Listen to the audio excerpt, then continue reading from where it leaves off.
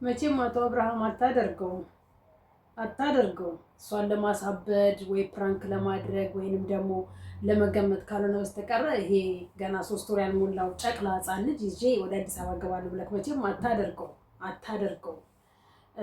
ወተት ምናምን ገና የ3 ወር ሕፃን ልጅ ምን ነው ወተት 6 ወር ሳይሞላው ማንኛውም ወተት የሚፈቀድለት አይመስለኝም።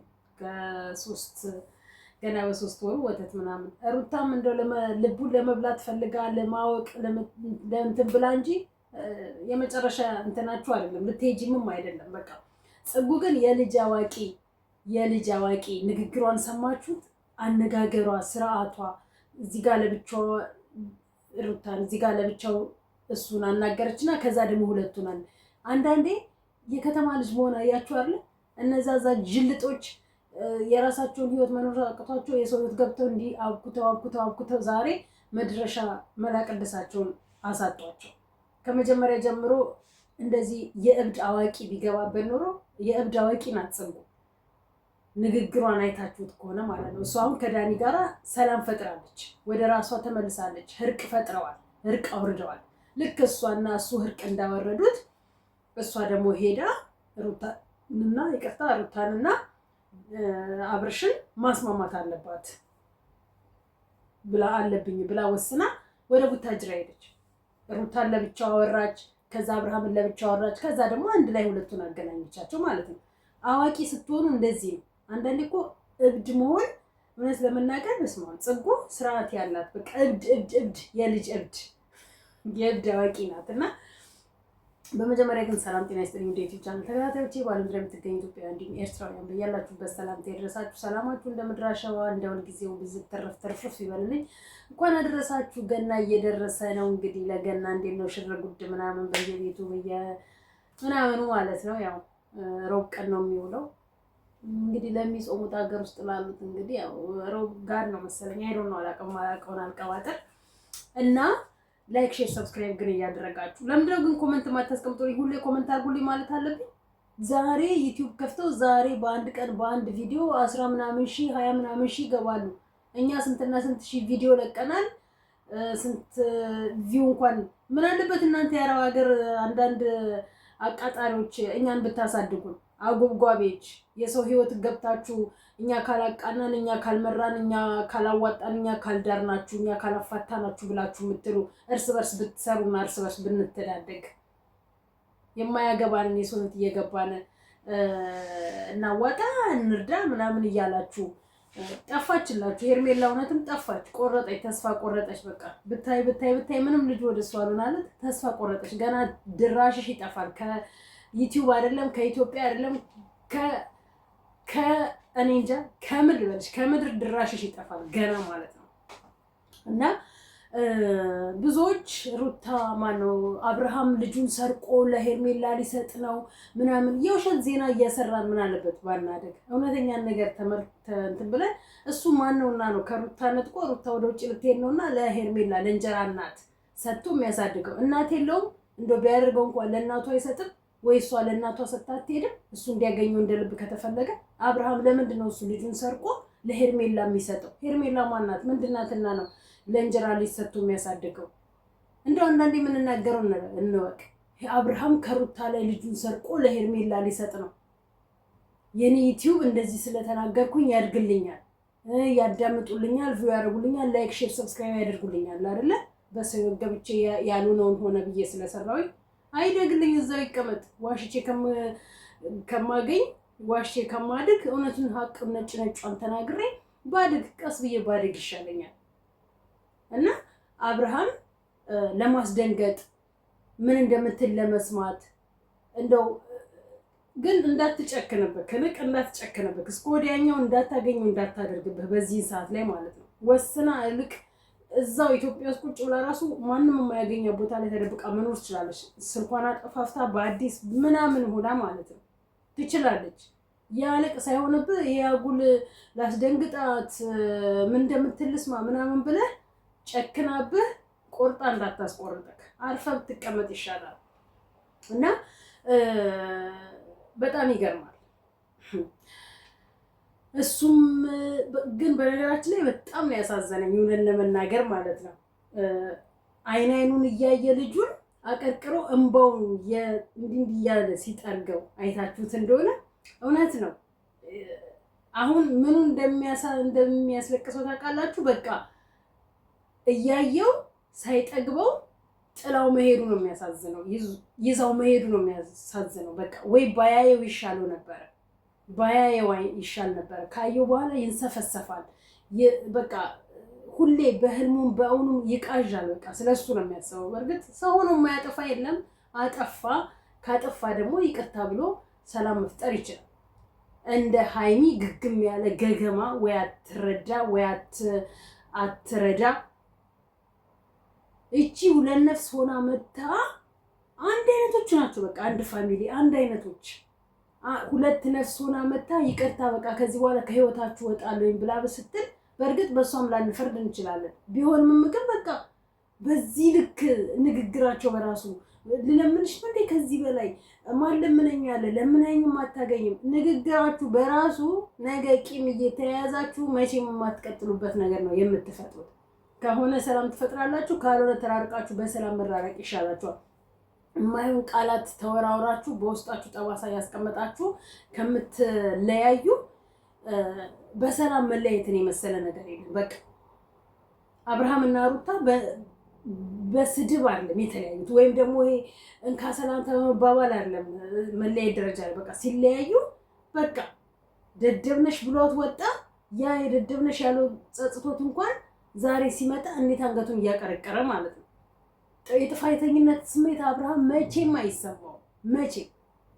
ስለዚህ ይሄ ማነች ሀይሚ ይቅርታ ብሎ ሲላት ወይም ደግሞ ያቺ ይቅርታ ብላ ስትል ይቅርታሽን መቼ ማንሽ አንቺ የሰው ይቅርታ ማትቀበዩ? ለምንድን ራሳችሁን እንደንትን የምታዩት? ለምንድን ራስሽን የምትሰቂው? አንቺም የወንድምሽ ቢጤ ወንድምሽ ጥፋቱን አምኖ ይቅርታ መጠየቅ የሚባል ነገር የበታችነት ስሜት የሚሰማው ሰው ደግሞ መጥቶ ይቅርታ ሲለው የሰው ይቅርታ ንቆ ገፍትሮ የሚሄድ ሰው የመጨረሻ የድንቁርና ጥግ ያለበት ነው። የመጨረሻ ንቀት ነው። የመጨረሻ የበታችነት ስሜት ነው ይሄ ራሱ ማለት ነው። የሰው ልጅ ይቅርታ የማይቀበለው ማን ነው? ይቅርታ የማትቀበለው ማነሽ አንቺ? እግዚአብሔር እኮ በዛ በ12 ቁጥር ምስማር እየተቸነከረ እኮ ይቅር በሏቸው ብሎ ያለው ለኛ ኃጢአተኞች፣ ለኛ ቆሻሾች፣ እኛ ደግሞ ምድር ላይ ተቀምጠን እኛ እያጠፋን እኛ ይቅርታ ብንል እኛ ይቅርታ ብንባል የበታችነት ስሜት ሊሰማን አይችልም። ይቅርታ ስላልን ደግሞ ይቅርታ ስለተባልን ደግሞ እራሳችንን መስቀል የለብንም እንዴ። ማነሽ? ሰው ነሽ። ሰው ነው ያጠፋል፣ ሰው ነው ይሳሳታል። ይቅርታ ብሎ ከመጣ ደግሞ መግፋትን ለምን አስፈለገ? ባጠፋው ልክ ይቅርታውን ተቀብለሽ ወይ በሰላም መለየት ወይም ደግሞ መቀጠልም ካለባችሁ መቀጠል አለቀ። ይሄ 2018 አያስማማችሁ። 2018 አንድ አትሁን። 2018 ባልና ሚስት የሚባል ሚዲያ ላይ አንይ። 2018 ፍቅረኛሞቾች ተበጣብጠው በቃ ብዙ ደረጃ ላይ ተደራርሰው ነው ማየት ያለብን ተብሎ 2018 ሲገባ በዛ መልኩ የተቀበልነው አይነት እስከሚመስለን ድረስ ነው ሚዲያውን እያየ ነው ያለ ነው ማለት ነው። በ2018 ስንት ባልና ሚስቶች፣ ስንት የልጅና እናትና አባት፣ ስንት ፍቅረኛ ማቾች፣ ስንት ጓደኛ ማቾች ተበጣበጡበት፣ ስንት ነገር ተደራረጉበት፣ ስንትና ስንት ነገር ተመላለሱበት። ቆም ብሎ አለማሰብ፣ ቆም ብሎ አለመመልከት፣ ነገ ምን ይመጣብኛል ከጀርባን አለማጥናት፣ ነገርን እርግፍ አድርጎ አለመተው፣ ይሄ ሁሉ እያመጣባቸው ያለው ማለት ነው። አንዱ እኔ ከማናንሺ እኔ ማነኝ የምጓረደው? እኔ ማነኝ ራሴን የምሰቅለው? በቃ ሁሉም ሚዲያ ላይ ያሉት ፍቅረኛሞች፣ ትዳር ያላቸው የልጆች እናትና አባት፣ ጓደኛ ማቾች እንዳለ ብጥብጥ ብጥብጥ ብጥብጥ ብጥብጥ ብቻ እንደ 2018 ደግሞ እንደው እየተጋመሰ ነው። በሰላም አልቆ ደግሞ እንደ 2019 እንዴት ይሆን የምንቀበለው? እውነት ለመናገር እንዴት ይሆን የምንቀበለው? እግዚአብሔር የዛ ሰው ይበለን፣ እግዚአብሔር እዛ ያድርሰን እንጂ 2016ን እንደዚህ በእንካ ሰላምታ በሆነው ባልሆነው ግማሹ መድኃኒት ሲያቀብል፣ ግማሹ ነገር ሲያቀብል፣ ግማሹ ዱላ ሲያቀብል፣ ግማሹ ቦክስ ገንዘብ የማይሆነው ያላየ ነው ጉዳይ 2018። አንዳቸው ግን ከአንዳቸው የማይማሩ ሁሉም ተመሳሳይ አንድ አይነት ላይፍ አንድ አይነት ማንነት ያላቸው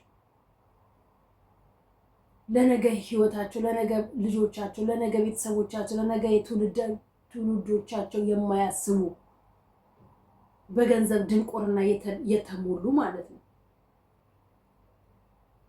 እና ሩታውን እውነት የምር ጨክና ልጇን ይዛ የምትሄድ አንደኛ ልጁ ፓስፖርት የለውም ገና አልወጣለትም። ብዙ ፕሮሰስ እኮ ነው። እንዴ ነው ዝም ብላችሁ እንደው በቃ ልትሄድ ነው ዛሬ መጨረሻ ነው በቃ እንደው ዝም ብላችሁ ራሳችሁን ባትሸውዱ ይሻለናል። እኛ ለነቃን መቼም አትሸውዱ ነው። አሁን ሩታ ዛሬ መጨረሻ ነው ብላ ስላለች ልጇ ከምኔው ፓስፖርት ወጥቶለት፣ ልጇ ከምኔው ቪዛ ተሰርቶለት፣ ልጇ ከምኔው እንዴ ስንት ፕሮሰስ እኮ አለው። ዝም ብሎ እኮ አይደለም በቃ ልጅ ስለተወለደ ብቻ ልጅ ያለ ፓስፖርት እንኳን ልጅ አይደለም ይቅርና ውሻ እንኳን ድመት እንኳን ከቦታ ወደ ቦታ ይዛችሁ ስትወጡ ያለ ፓስፖርት አይወጣም፣ እንኳን የሰው ልጅ ማለት ነው። በምን ያህል ጥግ ብትሄድ ነው ሩታ ለልጇ ፓስፖርት አውጥታ ሩታ ልጇን ቪዛ ጨርሳለት ዛሬ መጨረሻ ከልጇ ጋር ተገናኝታ ልትሄድ የምትችለው? ከዚህ በፊትም ታስታውሱ እንደሆነ ሩታ ዛሬ መጨረሻ ነው ልሄድ ነው ብላ ፓስፖርቷ ምናምን ዳሽ ይውላ ለምኗት ምናምን ነገር በቃ እሺ ላንተ ስም ብላ ቀርቻለች። ግን ስላልጀመረችው ነው። ብትጀምረው ኖሮ ገንዘብ ተፍታበት አትቀርም ነበር። አሁንም ሰውን ሰስፔንስ ለማድረግ የሰውን ልብ ለመጥባት ምን ይላሉ፣ ምን ያደርጋሉ፣ የት ይደርሳሉ፣ ምን ይላሉ በማለት ራሳቸውን የማይገባ ቦታ ላይ ያስቀመጡ ማለት ነው። ሲቀጥል ቤተሰቦቿም አይፈቅዱላትም።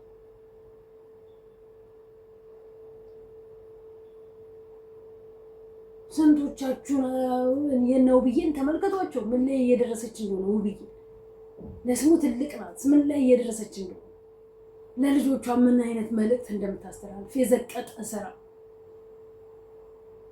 ዛሬ ፍቅር ናቸው ሲባል ነገ ደግሞ ጦርነት፣ ዛሬ ሰላም ወረደ ሲባል ነገ ብጥብጥ፣ አንዱ ለአንዱ ብሎ መደማት፣ አንዱ ለአንዱ ብሎ ጥርስ አይን መፍሰስ። ይህ ሁሉ ምንድን ነው ያመጣው? ገንዘብ እና ሩታ በተቻለሽ መጠን በቃ ግፍ አድርገሽ ተሽ ጽጉ እንዳለችው አስማምታ በቃ ልጁን ይዛችሁ ወደ ሰላም መመለስ አለቀ። ምንም የሚፈጠረው ነገር የለም። በቃ እንደ አዲስ ደግሞ ህይወታችሁን ትቀጥላላችሁ። በቃ እንዴ ሰው የተጋደለ እንኳን ይቅር ተባብሎ አብሮ ይኖር አይደል እንዴ? የተጋደለ ማለት ነው። ይቅር ተባብሎ በይቅርታ የማይታለፍ የማይመለስ ነገር የለም። አለቀ። አይኖ ሰውነሽ ተበድለሻል። አይኖ እንደ ሰው በጣም አዝነናል፣ አልቀሰናል። እንደ ሴት፣ እንደ እናት፣ እንደ እርጉዝ ሴት ብዙ ዋጋ ከፍለሻል። ግን ደግሞ ይቅርታ ልካስሽ ብሎ ልጃችን በሰላም እናሳደግ ብሎ ካለሽ ሰላም አውርጂ። አለቀ። ማንም ሳይጣላ፣ ሳይሰዳደብ፣ ሳይደባደብ፣ ሳይደማማ፣ ጥርስ ሳይወላለቅ ኖሯለም። ትዳር ተመስርቶ የልጅ ልጅ አያት ቅድመ አያት የሚሆኑት እናት አባቶቻችን ማለት ነው። ሁሉንም አይተው ሁሉም። ስለዚህ ሰላም ብታወርጅና አብረሽ ብትሆኚ ይመረጣል። ያቺ ሙጭንቅሊት ከውስጣችሁ ሙጭልጥ ብላ ከወጣች ማለት ነው። በተቻለ መጠን ሰላም አውርዱልና ወደ ሰላም ተመለሱልን። የሩታና የአብርሃም እንትን ካልታየ እኛም አይታይልንም ቪዲዮአችን። ለዛ ነው የሩታና የአብርሃምን ፎቶ የምንለጥፈው። እነሱን ካለጠፍን አታዩልንማ። ምን አለች ደግሞ ብላችሁ የምትመጡት ልክ የሩታና ፎቶ የአብርሃምን ፎቶ ስታዩ ነው፣ ወይም የሄርሜላንና የአብርሃምን ፎቶ ስታዩ ነው። አለበለዚያ ማንም የሚያየን የለም። ለዛ ነው የምንለጥፋቸው።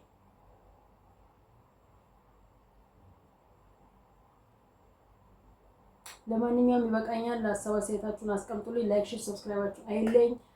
አመሰግናለሁ። ለሩታ ሼር አድርጉና አድርሱልኝ። ሰላም እደሩልኝ።